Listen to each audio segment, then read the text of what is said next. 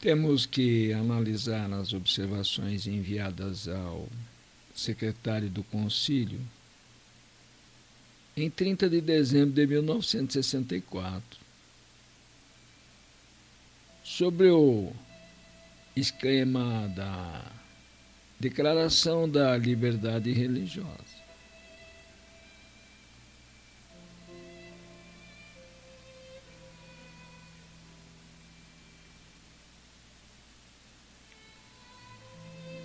Como tinha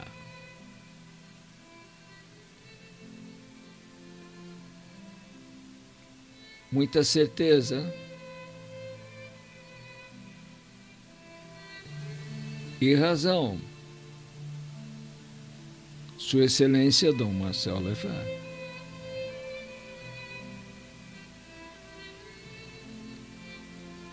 no capítulo 1º,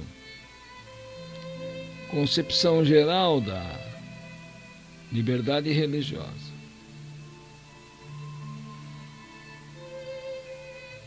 Esta concepção da liberdade religiosa se origina e se conforma a partir de uma opinião difundida hoje no público. Dita opinião funda-se sobre o primado da consciência e da liberdade, com respeito a toda coação. Esses dois elementos constituem essencialmente na dignidade humana. Supondo, sem nenhuma prova, que as gentes do nosso tempo tomam cada vez mais consciência desta dignidade da pessoa humana. Como pode a Igreja, sem explicação nem distinção, admitir esta concepção da liberdade religiosa? É a consciência uma realidade absoluta ou relativa? É a consciência o último fundamento, objetivo e subjetivo da religião? Como, seguindo sua consciência, pode o homem encontrar sua salvação eterna? Não é porque em uma verdade objetiva encontra Deus e nosso Salvador? A consciência não pode ser definida sem relação com a verdade, ordenada como está. Essencialmente a esta. Ou mesmo, a liberdade humana não pode ser definida como uma ausência de coação, sob pena de destruir toda a autoridade. A coação pode ser física ou moral. A coação moral no domínio religioso é muito útil e encontra-se ao longo da Sagrada Escritura. A coação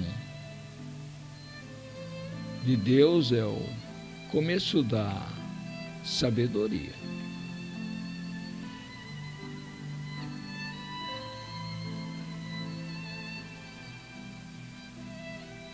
A autoridade existe para a realização do bem e a abstenção do mal, ou seja, para ajudar os homens a usar bem de sua liberdade. O texto de várias páginas está coberto de equívocos e ambiguidades. Assombroso é o final da declaração, que diz: este Santo Concílio declara que o regime jurídico atual é em si respeitável e verdadeiramente indispensável para a salvaguardar na sociedade atual da dignidade humana, pessoal e civil.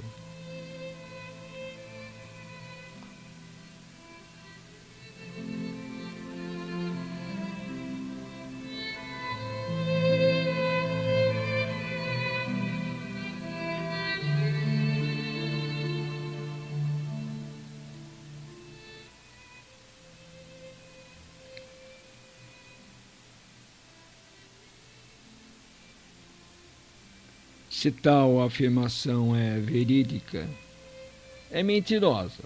A doutrina ensinada até hoje pela Igreja é, sobretudo pelos últimos pontífices.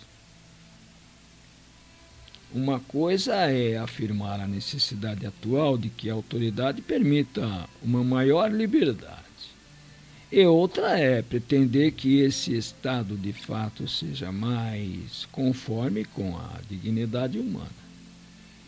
Tal pretensão admitiria explicitamente o direito ao escândalo, seja pelo erro, seja pelo vício. Que Deus nos livre dele.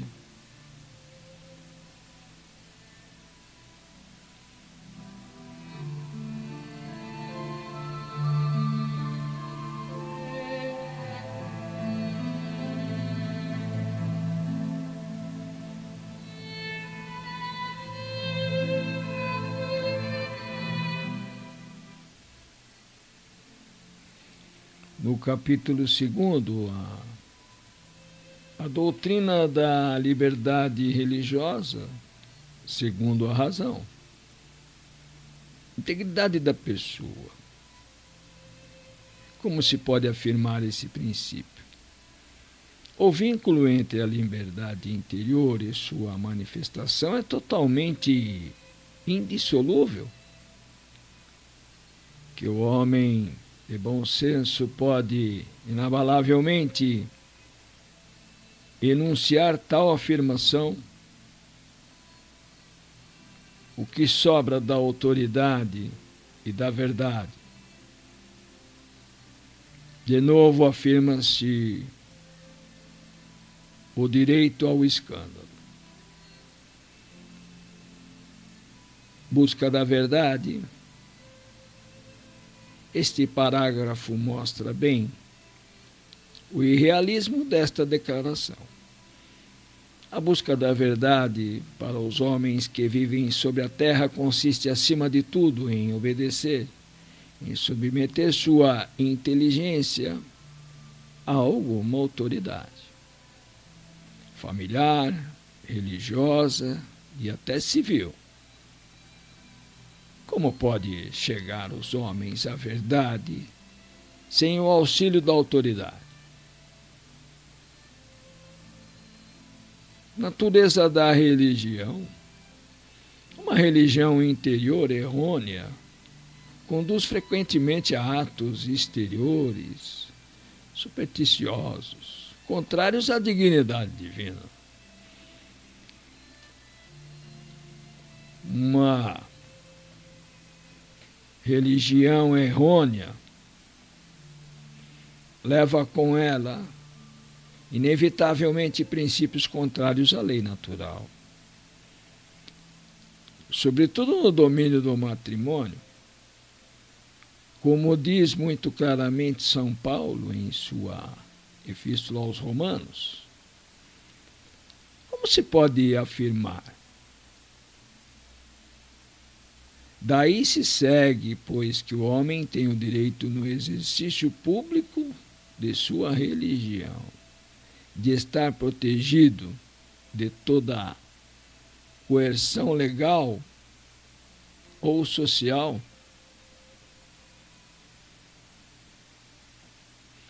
A consciência humana não é uma tábua oca. Contém princípios morais, um dos quais é este: é necessário obedecer a Deus e às autoridades por ele constituída. A voz da consciência deve estar sujeita à autoridade de direito divino. Onde encontrar a consciência, senão nos homens que vivem em sociedade, submetidos, portanto, às autoridades?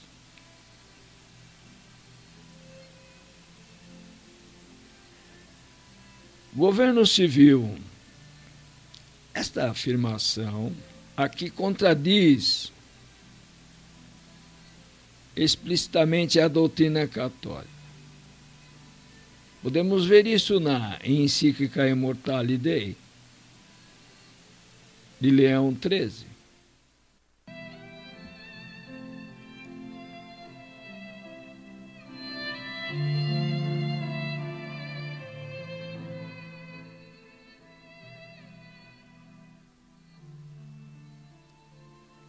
Leão XIII, em sua encíclica Immortale Dei,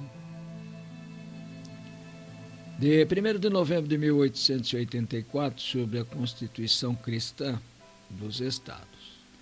Depois de ter condenado o indiferentismo do Estado em matéria religiosa, precisa os deveres da autoridade civil para com a verdadeira religião. Honrem, pois, como sagrado os príncipes o santo nome de Deus, e entre seus primeiros e mais gratos deveres contém o de favorecer com benevolência e o de amparar com eficácia a religião, pondo-a sob o resguardo e vigilante autoridade da lei. Nem deem passo, nem abram a porta à instituição, nem a decreto algum que ceda em seu detrimento.